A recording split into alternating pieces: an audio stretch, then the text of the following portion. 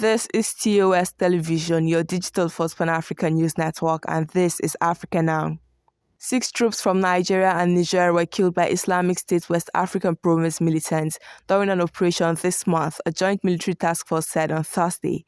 Spokesman for the multinational joint task force said 22 militants were killed and 17 captured, while gun trucks and other weapons and ammunition were destroyed.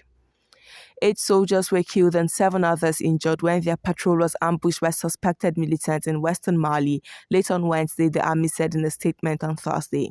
Mali, Niger and Burkina Faso are battling an Islamist insurgency that has flourished across Africa's Sahel region. No group has yet claimed responsibility for the ambush. Participants in Mali's National Conference on Refoundation proposed Thursday in Bamako to extend the current transition to civilian rule from 6 months to 5 years. Mali's transitional government has made little progress since it initially agreed to hold elections in February 2022, 18 months after an army faction led by Colonel Assimi Goïta overthrew President Boubacar Ibrahim Keïta.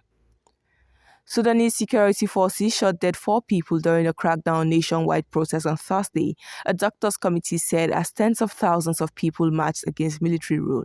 Thursday's protest is the 11th round of major demonstrations since an October 25 coup which saw Abdallah Hamdok removed and then reinstated as prime minister. The United Nations High Commissioner for Refugees on Thursday says it has evacuated 177 asylum seekers from Libya to Niger. This is the 30th evacuation flight to Niger organized since the emergency transit mechanism was established, according to the statement.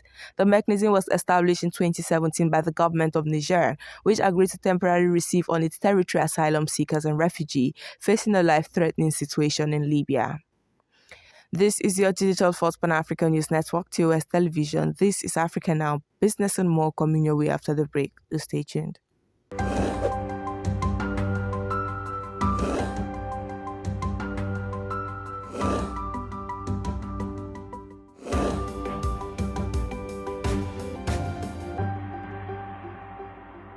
Welcome back in business. Algerian President Abdelmadjid Tebboune on Thursday signed the budget law for 2022, which projects a GDP growth of 3.3% in the new year. The ultimate objective of the government is to develop a brand new and efficient economic model that will curb the import bill and boost the export of industrial goods so that the nation will gradually reduce its dependence on hydrocarbon revenues.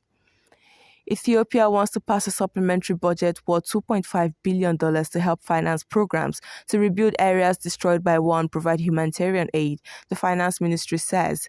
The Tigray People's Liberation Front and the federal government and its allies have been at war for more than a year. The ongoing conflict has killed thousands and displaced millions.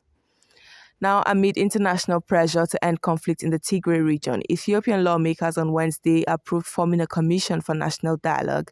The commission is meant to establish common ground on contentious issues, but officials said talks will exclude Tigrayan leaders whose army has been fighting the Ethiopian National Army for a year.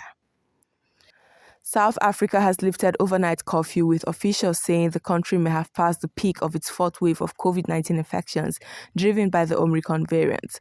A government statement said the Omicron variant, while highly transmissible, had seen lower hospitalization rates than previous waves, but with a marginal increase in the number of deaths. And that is it on Africa Now. For more updates, to visit our website at www.tostvnetwork.com. Do follow and like our social media handles on Facebook, Twitter, and Instagram. And remember to subscribe on YouTube. Do stay with us and enjoy more programs on TOS Television Network. Thanks for listening.